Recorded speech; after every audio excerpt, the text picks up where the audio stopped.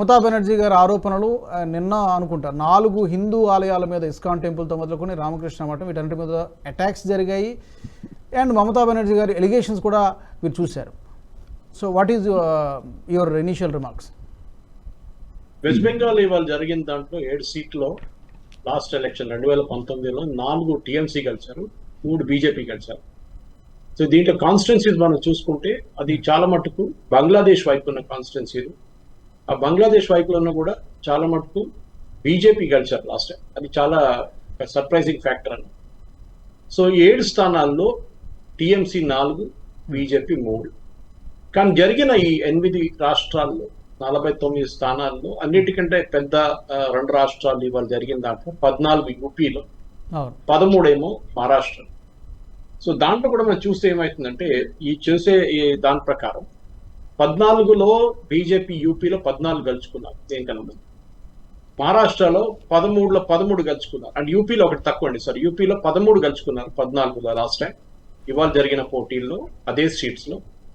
మహారాష్ట్రలో ఏమో 13లో 13 గెలుచుకున్నారు. అది కాకుండా వెస్ట్ బెంగాల్ నేను చెప్పాను మీకు 4-3 అంటే 4 టీఎంసీ 3ది. బీహార్లో 5లో 5 స్థానాల్లో ఎన్డీఏ గెలుచుకున్నారు లాస్ట్ టైం. ఒడిశాలో బిజు జనతాదళ్ 2 సీట్లు, బీజేపీ 3 సీట్లు లాస్ట్ టైం. జార్ఖండ్ ఏమో ఉన్న 3లో 3 బీజేపీ గెలుచుకున్నారు. జమ్మూ కాశ్మీర్లో లాస్ట్ టైం మనం చూసాం, ఇది అక్కడున్న జమ్మూ కాశ్మీర్ నేషనల్ కాన్ఫరెన్స్ వాళ్ళది అకౌంట్లో వెళ్తుంది అనమాట. కానీ ఈసారి లదాఖ్ ఒక కొత్త సీట్ వచ్చింది, ఎందుకంటే లాస్ట్ టైం లదాఖ్ సీట్ లేకు. నేను కూడా ఒక 2 వారాల ముందు లదాఖ్ పర్యటించాను. అక్కడ కొన్ని లోకల్ ఇష్యూస్ ఉంది. అక్కడ ఒక కామన్ క్యాండిడేట్ ని కార్గిల్ వైపు నుంచి ముస్లిమ్స్ పెట్టారు, నేషనల్ కాన్ఫరెన్స్ క్యాండిడేట్ ని రెబెల్ గా పెట్టారు వాళ్ళు కావాలని చెప్పి. ఇక్కడేమో కాంగ్రెస్ బుద్ధిస్ట్ ఓటు గుంజుకోవడానికి లదాఖ్ లో కాంగ్రెస్ వైపు నుంచి వాళ్ళు ఒక బుద్ధిస్ట్ క్యాండిడేట్ ని లే నుంచి పెట్టారు. అంటే మనం లదాఖ్ 2 రీజన్స్ కి అర్థం చేసుకోవాలి. ఒకటి కార్గిల్ వైపు, ఒకటేమో బుద్ధిస్ట్ ఉన్న వాళ్ళు లే వైపు. ఈ కార్గిల్ వైపు మొత్తం షియా ముస్లిమ్స్ ఉంటారు, ఆల్మోస్ట్ 100% షియా ముస్లిమ్స్ ఉంటారు అక్కడ. ఇటేమో బుద్ధిస్ట్ ఉంటారు ఇటువైపు లేలో. ఏమో 2 క్యాండిడేట్స్, బీజేపీ కాంగ్రెస్ ఇద్దరు బుద్ధిస్టు. అక్కడేమో కార్గిల్ వైపు వాళ్ళు సింగిల్ క్యాండిడేట్ పెట్టారు ఈసారి ఓట్లు డివైడ్ కాకుండా ఉండడానికి. ఒకటే ముస్లిం క్యాండిడేట్ ని, అది కూడా రెబెల్ క్యాండిడేట్ ని పెట్టారు. సో వీళ్ళు ఇద్దరు కూటమి అని చెప్తున్నారు కదా నేషనల్ కాన్ఫరెన్స్ ఇంకా కాంగ్రెస్.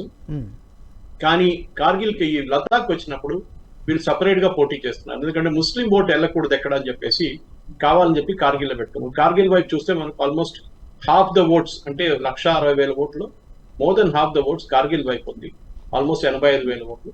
ఇటేమో ఒక 80,000 ఓట్లు ఉంటాయి. సో డెఫినెట్ గా ఈసారి బీజేపీకి ఆ సీట్ పోతుంది, ఎందుకంటే ముస్లిం కన్సాలిడేషన్ జరుగుతుంది ఈసారి. కావాలని చెప్పి బుద్ధిస్ట్ ఓట్ కట్ చేయడానికి వాళ్ళు బుద్ధిస్ట్ క్యాండిడేట్ ని కాంగ్రెస్ వాళ్ళు కావాలని చెప్పి స్మార్ట్ గా లదాఖ్ వైపు, లే వైపు పెట్టింది.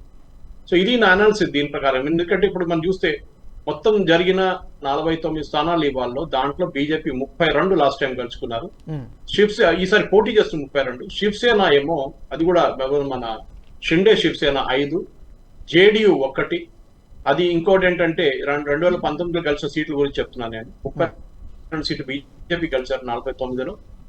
శివసేన ఉద్ధవ్ ఠాక్రే అంత మొత్తం ఒకటే గ్రూప్ ఉండే, వాళ్ళ అకౌంట్ నుంచి సపరేట్ అయిన అకౌంట్ ప్రకారం షిండే గ్రూప్ దగ్గర 5 ఎంపీలు పోటీ చేస్తున్నారు. జేడీయూ వైపు నుంచి, అంటే ఇది బీహార్ అకౌంట్ వస్తుంది 1. టీఎంసీ నేను దీనికన్నా ముందు చెప్పిన టీఎంసీ వెస్ట్ బెంగాల్ 4 సీట్లు గెలుచుకున్నారు లాస్ట్ టైం. శివసేన ఉద్ధవ్ ఠాక్రే ఇవాళ చేసిన పోటీలో వాళ్ళకి 2 స్థానాల నుంచి వాళ్ళు డిఫెండ్ చేసుకోవాల్సి వస్తుంది. కాంగ్రెస్ కి ఒకటే స్థానం ఇవాళ ఎలక్షన్ లో, అది మీకు తెలుసు, రాయ్బరేలీ లాస్ట్ టైం గెలిచిన సీటు. అది కాకుండా బిజు జనతాదళ్ ఒరిస్సా 2 సీట్లు. సో నిన్న రాహుల్ గాంధీ స్టేట్మెంట్ ఒకటి చూసాను నేను, బీజేపీ యూపీలో ఒకటే సీట్ గెలుస్తారని రాహుల్ గాంధీ ప్రెడిక్ట్ చేస్తున్నారు. సో చాలా మంది అడిగారు, ఆయన తప్పు చెప్తున్నారు, కాంగ్రెస్ గురించి చెప్తున్నాడేమో, అది బీజేపీ అని చెప్పేసాడు తప్పుగా అని చెప్పేసి. ఎందుకంటే కాంగ్రెస్ ఎన్ని సీట్లు పోటీ చేస్తున్నారు, 12 సీట్లు పోటీ చేస్తున్నారు అంతే. 12 సీట్లు పోటీ చేసి ఈయన బీజేపీ ఒకటే సీటు గెలుస్తా అంటున్నారు. సో అక్కడే అర్థమైపోతుంది వీళ్ళది బ్యాంక్రప్సీ ఎక్కడి దాకా వచ్చింది కాంగ్రెస్ వాళ్ళది. ఓకే, సో రీసెంట్గా మీరు లద్దాఖ్లో కూడా పర్యటించారు కాబట్టి టెర్రర్ అటాక్ కూడా జరిగింది, అయినా కూడా పెద్ద ఎత్తున అక్కడ ప్రజలు ఓటింగ్ తరలి వచ్చారంటే లద్దాఖ్ ప్రజలు ఏం కోరుకుంటున్నారు, ఏదైనా స్పష్టంగా they want to give a message అని అనుకోవచ్చు మనం? టెర్రర్ అటాక్ జరిగింది లద్దాఖ్ లో కాదండి, జరిగింది కాశ్మీర్ వైపు వ్యాలీలో. Two separate union territories. But still ఆ ఇంపాక్ట్ ఎంతో కొంత ఉంటుంది కదా. లేదు, లద్దాఖ్ లో అసలు టెర్రరిజం లేదు, లద్దాఖ్ లో జీరో టెర్రరిజం. ఓకే ఓకే, అసలు టెర్రర్ అటాక్స్ అని అసలు కార్గిల్ వైపు కూడా లేదు టెర్రర్ అటాక్, ఆలోచించాడు. ఎందుకంటే అది షియా సున్నీ కాదని. షియా వైపు అంతా వాళ్ళు కొంచెం పీస్ఫుల్ గా ఉంటారు. కార్గిల్ వైపు ఏం జరగలేదు. కానీ లద్దాఖ్ లో ఉన్న ఇష్యూ ఏంటంటే 6 షెడ్యూల్ అంటారు. అది సోనం వాంగ్చుక్ అని చెప్పి మనం 3 Idiots లో ఒక teacher role, Aamir Khan play చేసిన టీచర్ రోల్ రియల్ క్యారెక్టర్ పేరు సోనం వాంగ్చుక్. ఆవిడ ఏం నోటీస్ చేస్తుందంటే గవర్నమెంట్ ఆఫ్ ఇండియా వాడిది చైనా నుంచి వచ్చే డబ్బుల్ని ఆపేశారు FCRI అకౌంట్. చైనా వాళ్ళు ఇంకా చాలా ఫండ్ చేస్తుండే. వీడు అక్కడ గొడవ, రెగ్యులర్ గా ఫాస్టింగ్, అక్కడ ల్యాండ్, బయట ల్యాండ్ కొనుక్కుంటూ ఏ డిమాండ్ కాశ్మీర్ లో ఉండే, మీకు గుర్తుంటుంది అప్పుడున్న ఉమ్మడి జమ్మూ అండ్ కాశ్మీర్ లో బయట వచ్చి ల్యాండ్ కొనుక్కోకూడదని చెప్పి చాలా గొడవ చేస్తుంది. ఆర్టికల్ 370 ఉంటే అది తీసి పడేస్తుంది. ఎందుకు? బయట వాళ్ళు వచ్చి కూడా ఇన్వెస్ట్ చేయొచ్చు. కానీ అమిత్ షా గారు ఏం చెప్పారంటే మేము 6 షెడ్యూల్ అయితే ఇవ్వలేము. 6 షెడ్యూల్ ఇన్ ద కాన్స్టిట్యూషన్ అనేది ట్రైబల్ ఏరియాస్ అడ్మినిస్టర్ చేయడానికి కొన్ని స్పెషల్ ఫెసిలిటీస్ ఇస్తారు. అది నాగాలాండ్, మణిపూర్, మిజోరాం, అరుణాచల్ ప్రదేశ్, ఈవెన్ అస్సాం లో కొన్ని ప్లేసెస్ లో కూడా 6 షెడ్యూల్ ఉంది. 6 షెడ్యూల్ లో బేసిక్లీ ఏం చేస్తారంటే వాళ్ళకి లోకల్ అడ్మినిస్ట్రేషన్ అంటే మీ కల్చర్, మీ కస్టమ్స్, కొన్ని రోడ్లు వేయడానికి లోకల్ రోడ్స్, అది కాకుండా హిల్ డెవలప్మెంట్ కౌన్సిల్స్ ఉంటాయి. లద్దాఖ్ లో కూడా 2 కౌన్సిల్స్ ఉన్నాయి. ఒకటి కార్గిల్ డెవలప్మెంట్ కౌన్సిల్ ఉంది, ఇంకోటి లద్దాఖ్. వాళ్ళకి సపరేట్ బడ్జెట్ గవర్నమెంట్ ఇస్తారు, ఫండ్స్ ఇస్తారు. దాంట్లో వాళ్ళ లోకల్ అడ్మినిస్ట్రేషన్ అంతా చూసుకుంటారు. కానీ వీళ్ళు అడుగుతున్నా ఏంటంటే కంప్లీట్ అటానమీ అడుగుతున్నారు. ఎవరు? ఈ సోనం వాంగ్చుక్. ఎందుకంటే వాడు చైనా కోసం పనిచేస్తున్నాడు. చైనాకు వాడు ఏం చేశాడు? ఫాస్టింగ్ మొదలు పెట్టాడు ఎగ్జాక్ట్లీ ఎలక్షన్ కానీ 2 నెలల ముందు. గవర్నమెంట్ ఏం చేశారు? వానికి ఓపెన్ గా చెప్పారు, చూడు బాబు నీదంత ప్రూఫ్ ఉంది, నువ్వు చైనా వాళ్ళ దగ్గర డబ్బులు తీసుకుని చేస్తున్నానంటే వాడు ఆపేసిండు ఫాస్టింగ్. ఎగ్జాక్ట్లీ ఎలక్షన్ కన్నా, ఎలక్షన్ అనౌన్స్ అయ్యే 1 నెల ముందు, 1 రోజు 2 రోజుల ముందు ఆపేసిండు. సో అక్కడ ఉన్న లోకల్ ఇష్యూ ఏంటంటే 6 షెడ్యూల్ గురించి. 6 షెడ్యూల్ లో బేసిక్లీ గవర్నమెంట్ ఆఫ్ ఇండియా ఏం చెప్తున్నారంటే లద్దాఖ్ లో ఉన్న పాపులేషన్ కి రిజర్వేషన్ 80% ఇచ్చేస్తాం. 80% మీరు లద్దాఖీస్ కే ఎంప్లాయ్మెంట్, అంటే అక్కడ ఉన్న గవర్నమెంట్ ఎంప్లాయ్మెంట్ కానీ మిగతా సెల్ఫ్ ఎంప్లాయిడ్ ఇన్స్టిట్యూషన్స్ లో మీకు ఇస్తామని చెప్తుంది. అది కాకుండా మీరు పాస్చర్ ల్యాండ్ అంటారు. అంటే వీరేమంటారంటే మా మేకలు, మా యాక్, మా ఆవులంతా అక్కడ తిరుగుతారు, అది చైనీస్ వాళ్ళు వచ్చి పట్టుకుంటున్నారని ఈ సోనం వాంగ్చుక్ పుకార్ లేపాడు. చైనీస్ వాళ్ళు ఎక్కడ రాలేదు. వాడు same Rahul Gandhi line repeat చేస్తున్నారు, మీరు గుర్తుపెట్టుకోండి. అదొకటి. అది కాకుండా మిగతాది ఏంటంటే పెద్ద పెద్ద ఇండస్ట్రీస్ అక్కడ రాకూడదు. Even I agree with that. ఎందుకంటే చాలా ఫ్రెజైల్ ఏరియా, అక్కడ పెద్ద పెద్ద ఇండస్ట్రీస్ రాకూడదు. అక్కడ లోకల్ గా ఉన్న ఇండస్ట్రీస్ చాలా ఉన్నాయి. ఫ్రూట్స్ కానివ్వండి, మన ఆప్రికాట్, మన దగ్గర కుబానికా మీటా అంటాం మనం, కుబాని, దట్ ఈస్ ఆప్రికాట్. పెద్ద ఆప్రికాట్ ప్రొడ్యూసింగ్ రీజన్ లద్దాఖ్.